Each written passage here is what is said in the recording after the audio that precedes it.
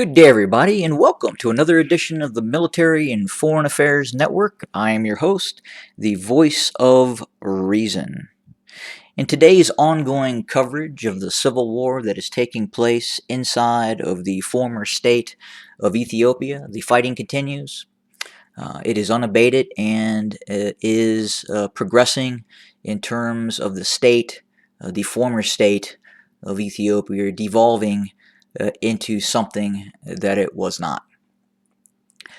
We have also had recent reports coming out of Ethiopia, specifically the commander of the Ethiopian Air Force has stated that preparations have been completed for a possible series of operations. We really don't know what that means, as the Military and Foreign Affairs Network believes that the Ethiopian Air Force is probably doing everything in its capacity, within its limited capacity as an Air Force, to engage forces in opposition to its government, Abiy Ahmed and the Prosperity Party, with its alliance with Eritrea.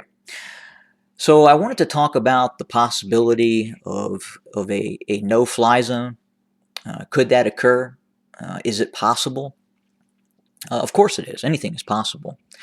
And we normally associate no-fly zones with the United States. So the first no-fly zones per se occurred with the United States enforcing a no-fly zone over Iraq, and it has been used since.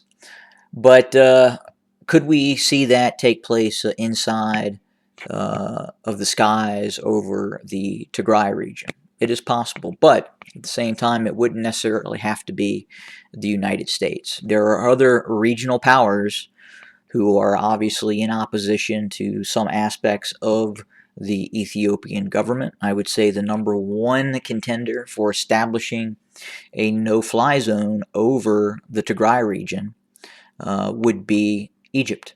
Egypt has the capability to very quickly, if needed, with the assistance of Sudanese air bases, could establish a no-fly zone over the Tigray region. Now, at the same time, I would say that it would probably be far easier to go after certain targets inside of Ethiopia to eliminate the ability of the Ethiopian Air Force to conduct certain airstrikes. But again, I want to circle back and I want to look at the Ethiopian Air Force, and it really has a very limited capability.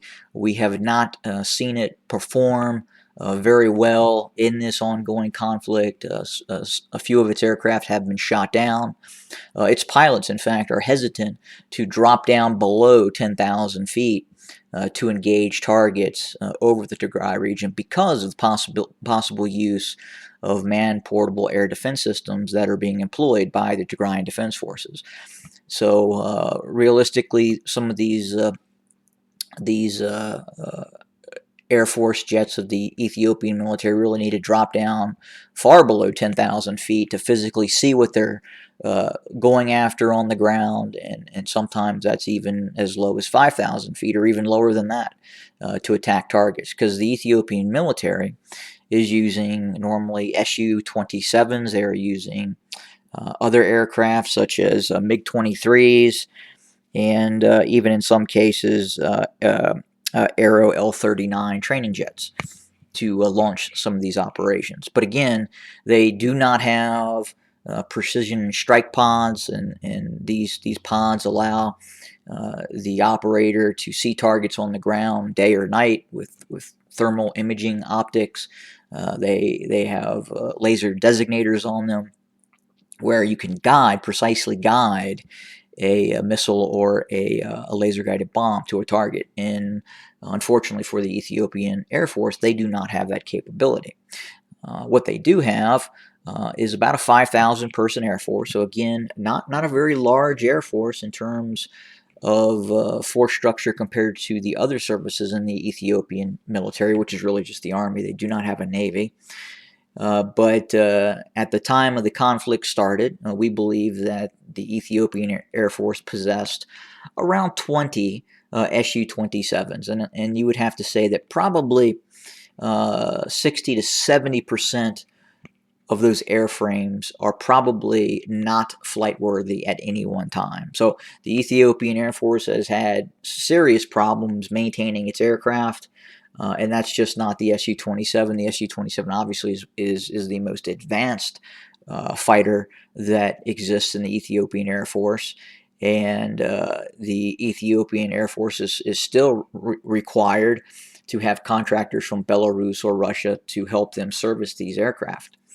And that is a challenge for them. And it is very expensive to operate these aircraft and to drop these bombs. And that's one thing the Ethiopian military, the Ethiopian Air Force, does not have plenty of, and that is money to go out and purchase these systems. It's not a wealthy country to do that sort of thing.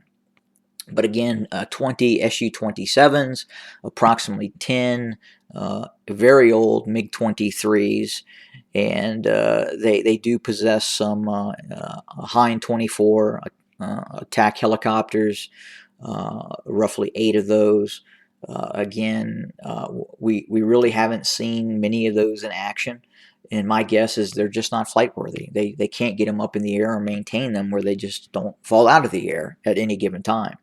And then they also possess the L-38 training jets, which they can be used to drop bombs and fire rockets. They have been used in the Syrian civil war to a great extent by the Syrian government.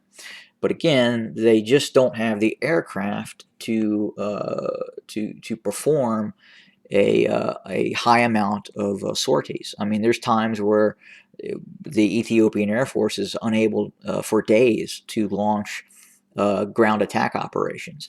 They do not have the ability of direct ground support. And what does that mean? So that is an individual battlefield commander on the ground controlling his combat unit, be it a company-sized element, battalion-sized element, brigade-sized element.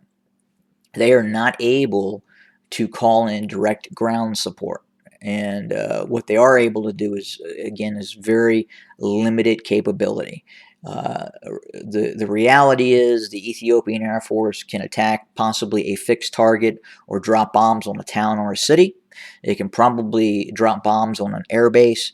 It can drop bombs on roads.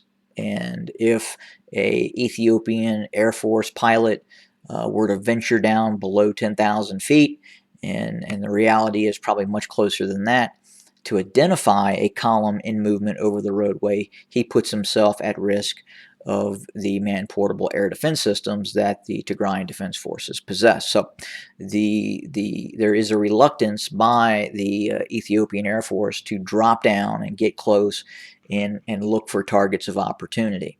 And even if they find those targets of opportunity, the ability to deliver ordnance on those targets is really something that they're just not able to do.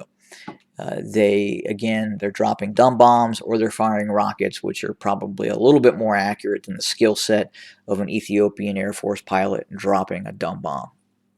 But and that's not a knock on the Ethiopian Air Force pilots. It is what it is. They're not very well trained. They don't get a lot of flight time, and they don't get a lot of time practicing dropping bombs on targets. And then they're further curtailed in terms of the technology that they are using. Now, could we see at some point the further use of these drones? Yeah, possibly. We really haven't seen it much yet. Outside of the onset of the conflict in which the UAE supported the Ethiopian government. But right now, the most probable drone asset the Ethiopian military has is a possible Iranian drone maybe future looking, they could get the Turkish drones, which would complicate the situation a bit more for the Tigrayans.